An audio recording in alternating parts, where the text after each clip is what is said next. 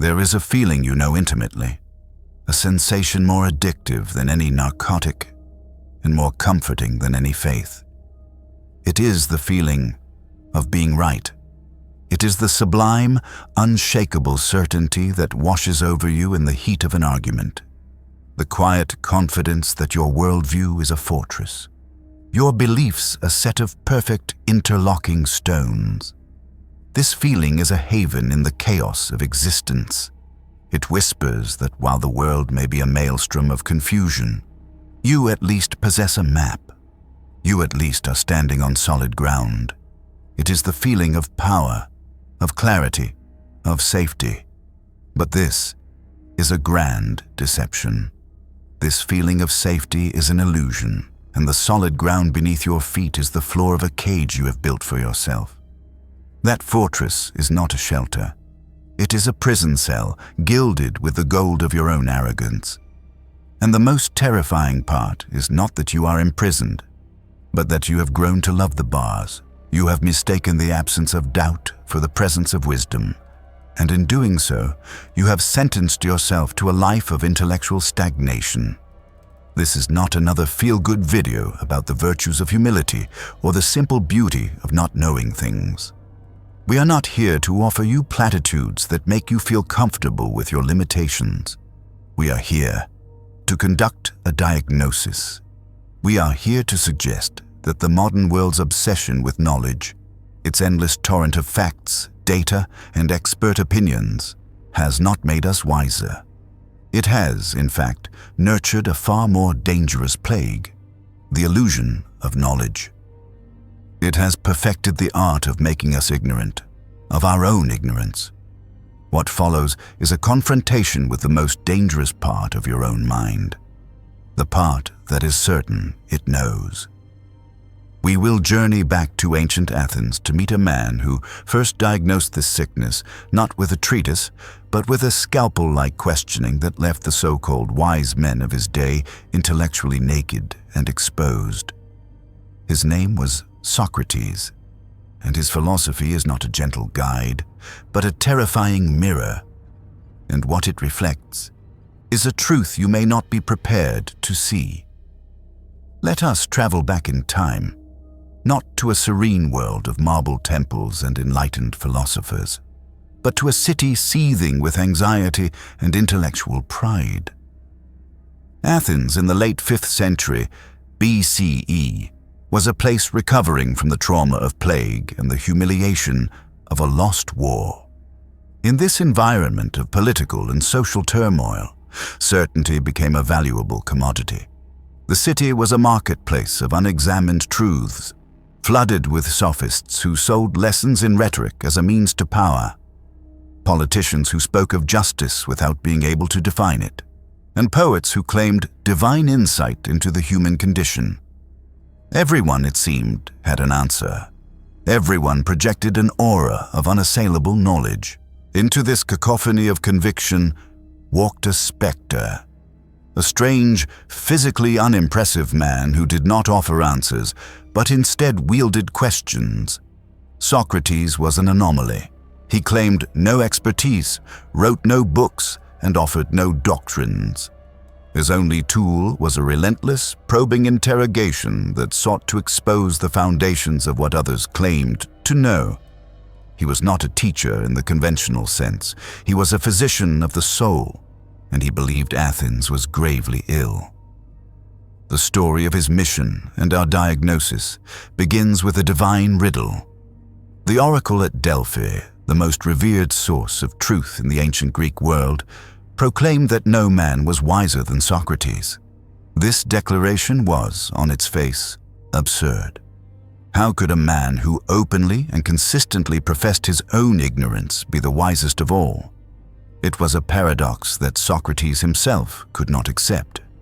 Convinced the oracle must be mistaken, he embarked on a quest to find someone wiser than himself, a mission to disprove the god.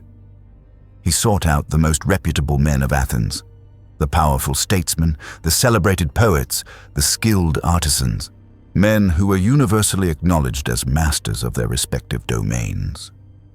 He approached them not with malice, but with a stated desire to learn from their great wisdom, to finally find the knowledge that the oracle claimed he, in his ignorance, somehow possessed in greater measure.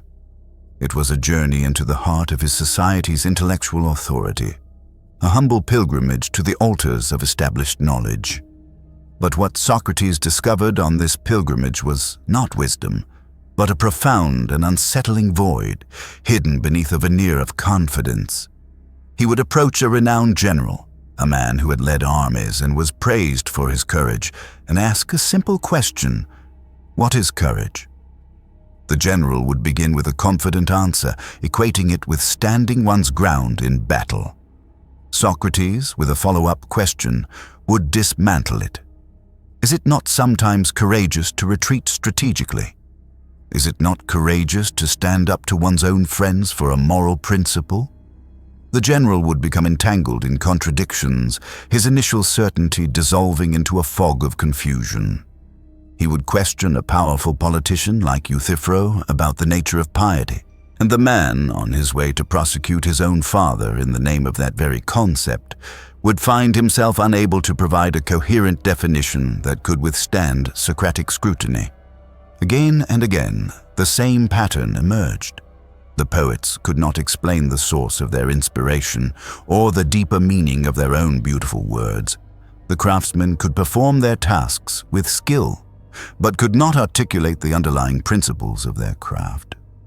Each expert, when pressed beyond their narrow domain of practical application, was revealed to be standing on a foundation of unexamined assumptions and borrowed opinions. From these encounters, Socrates drew his monumental conclusion, the terrifying diagnosis at the heart of our inquiry. The wisdom of these men was an illusion. They didn't know, but they were not aware that they didn't know. They had mistaken their technical skill or their public reputation for genuine understanding. They were prisoners in a cell whose bars were invisible to them. Socrates, in stark contrast, was also ignorant. He did not possess the answers to these great questions about justice, virtue, and beauty. But he possessed one crucial, world-altering piece of knowledge that they all lacked. He knew the precise dimensions of his own ignorance. He was aware of the void. His wisdom, therefore, was not a form of positive knowledge, but a form of profound, honest, and courageous self-awareness. It was the recognition that the human mind's capacity for self-deception is nearly infinite, and that the first step toward any kind of truth is to abandon the comforting lie that you have already arrived. This was the great sickness he unearthed, not a lack of knowledge, but the arrogance of false knowledge. 2.5 millennia later, the tools have changed, but the sickness has metastasized. If Socrates found the plague of false certainty festering in the Athenian agora, he would find it has reached pandemic levels in the digital age. We claim to live in an information age, but this is a dangerous misnomer. We live in the age of confirmation. The internet, that supposed great democratizer of knowledge, has instead become the most sophisticated machine ever designed for the reinforcement of pre-existing beliefs. It is a labyrinth of custom-built prisons, a hall of mirrors where algorithms work tirelessly to reflect your own biases back at you, ever more intensely, ever more convincingly. Every search, every click, every like is a brick in the wall of your echo chamber. You're not exploring a world of information, you are curating a feed that tells you, again and again, that you are right. This digital ecosystem preys on the Socratic sickness. It rewards certainty with social validation and punishes doubt with algorithmic invisibility. Consider the modern theater of intellectual warfare, a social media debate. Here you see the Socratic diagnosis playing out in real time, 1 billion times a day.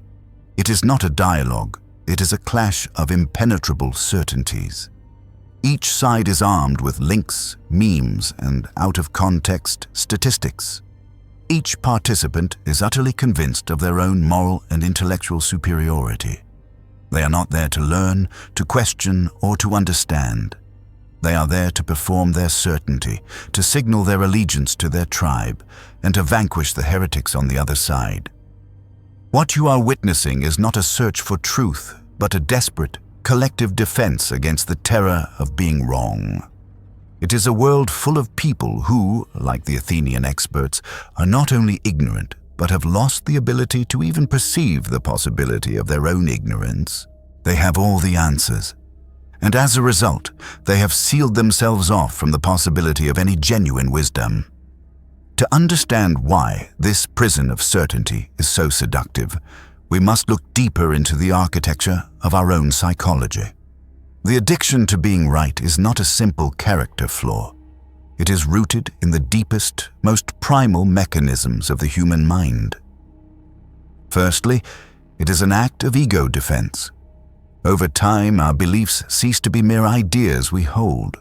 They become fused with our very sense of self. Your political affiliation, your philosophical outlook, your scientific opinions. These are not just thoughts. They are you. Consequently, when one of these core beliefs is challenged, the brain processes it not as a neutral exchange of information, but as a direct threat to your identity. To be proven wrong feels, on a neurological level, like a form of annihilation, a small death. Certainty, therefore, becomes a psychological shield, a way of protecting the fragile construct of the self from the threat of contradiction and the existential dread of dissolution. Secondly, certainty is a strategy of cognitive efficiency. The human brain is a cognitive miser, perpetually seeking to conserve energy. Genuine, critical thinking, the act of questioning assumptions, weighing conflicting evidence, and embracing nuance, is metabolically expensive. It is difficult, time-consuming, and emotionally taxing. Certainty, on the other hand, is cheap. It provides simple answers, clear categories, and easy-to-follow rules. It is the ultimate mental shortcut. Adopting a pre-packaged belief system, whether from a political party, a religion, or an intellectual guru, outsources the hard work of thinking. It allows the brain to operate on autopilot, navigating the complexities of the world with a simple set of heuristics. In this sense, the prison of certainty is not just a shield for the ego, but a comfortable resting place for a lazy mind. It is easier to defend a fortress than to explore an open and unpredictable landscape. Finally, and perhaps most powerfully, certainty is the currency of tribal belonging. As social animals, our survival has historically depended on our ability to remain in good standing with our tribe. Exile meant death. Our brains are therefore exquisitely tuned to the signals of social cohesion, and the most potent of these signals is a shared belief system. Your convictions are your uniform. They declare your allegiance. To agree with the tribe's orthodoxies is to be rewarded with safety, acceptance, and a sense of shared identity. To question those orthodoxies, to express doubt, is to risk being branded a traitor, a heretic, an outcast. This primal fear of exile makes intellectual conformity a powerful force. We cling to our certainties not just because we believe they are true, but because we fear the social consequences of letting them go. Our prison cell may be small, but at least we are not in it alone. What, then, is the antidote to this plague? If certainty is a prison built from the foundations of our own psychology, is there any hope of escape? The Socratic answer is yes, but it is not an easy cure. It is not a 7-step program or a simple life hack. It is a brutal, lifelong regimen of intellectual insurgency, waged against the most powerful enemy you will ever face, yourself. It requires transforming the very nature of your relationship with knowledge.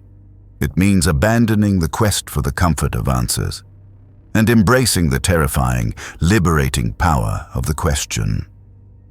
It is a path that does not lead to a safe harbor of wisdom, but to the permanent, turbulent, and open sea of genuine thinking. The first act of this rebellion is a confession, a radical admission that is anathema to the modern world. The declaration of, "I don't know." This is not an expression of passive humility or a shrug of intellectual laziness. It is an act of profound courage. It is the conscious decision to take a sledgehammer to the foundations of your own ego. To say, "I don't know," in a world that rewards confident assertions is to commit an act of social and psychological defiance. It is the moment you stop defending the fortress and start mapping its walls, searching for an exit. It is the acknowledgement that the map of the world you have been carrying is not the territory itself. This admission is the first crack in the prison wall, the first ray of light in a self-imposed darkness.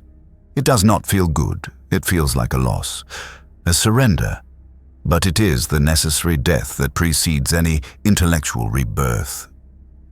Following this confession comes the hard labor, a relentless, systematic interrogation of the self. You must become your own Socrates, turning his scalpel-like method inward. Take your most cherished belief, the idea you are most certain of, the conviction that defines who you are, and place it on the interrogation table. Question its origins. Did you arrive at this belief through rigorous examination, or did you absorb it from your family, your culture, your tribe? Question its evidence. Have you actively sought out the strongest arguments against your position, or have you only consumed information that confirms it? Question its function. Does this belief genuinely help you understand the world, or does it simply make you feel superior to others? This is a process of intellectual vivisection. It requires you to treat your own sacred cows as subjects for dissection, a practice that will feel like a betrayal of the highest order. The final and most advanced stage of this regimen is to become a hunter of cognitive dissonance. You must not merely be open to challenging perspectives. You must actively seek them out as a warrior seeks out the strongest opponent to test his own skill. This means reading the books you're told are dangerous, listening to the arguments you find repulsive, and engaging in good faith with the people you have dismissed as fools or villains. The goal is not to be converted, but to be tested. The goal is to understand the most powerful version of the argument against you, for it is only by confronting that argument that you can truly understand the strength or weakness of your own position. This practice transforms your mind from a library of static beliefs into a dynamic, anti-fragile system. One that grows stronger not by avoiding stress, but by actively seeking it out. It is a commitment to a permanent state of intellectual unease, a willing exposure to the very ideas that threaten your mental prison. In the end, the Socratic path is a confrontation with a fundamental choice. You can have the comfort of certainty, or you can have the freedom of truth, but you cannot have both. The world will reward you for the former and, as it did with Socrates himself, may punish you for the latter. The people of Athens could not tolerate the abyss of uncertainty. He opened up before them. His questions exposed the fragility of their identities and the hollowness of their civic pride. Faced with the choice between confronting their own ignorance and silencing the man who revealed it to them, they chose silence. They sentenced him to death, forcing him to drink hemlock, transforming the philosopher into a martyr for the very cause of critical thought. His execution stands as an eternal testament to how deeply we fear the man who asks questions, and how violently we will defend the prison of our own convictions. The Socratic path, then, is not a soft or comforting philosophy. It is a weapon. It is the recognition that the statement, "I know nothing," is the most powerful starting position for any genuine inquiry. It is the key that unlocks the cage of dogma. To embrace this path is to accept that learning is not a process of accumulation, like filling a vessel, but a process of demolition, of constantly tearing down what you think you know to make space for a deeper, more profound confrontation with reality. In our age, choked by an excess of information and a poverty of wisdom, this ancient lesson is more vital than ever. It is a radical act of rebellion to choose doubt in an age of certainty, to choose questioning in an age of answers, and to choose the terrifying freedom of the open sea over the safe confinement of the shore. The wisest person in the room is not the one with all the answers. It is the one who has abandoned the search for answers and has instead mastered the art of the question. It is the one who has the courage to stand naked in the face of the unknown. Socrates wasn't kidding when he claimed to know nothing. He was handing you a weapon and pointing to the walls of your own prison. The choice to use it is yours. To know that you do not know everything is not a final destination. It is the beginning of a battle, and to choose to fight that battle is not weakness. That is strength.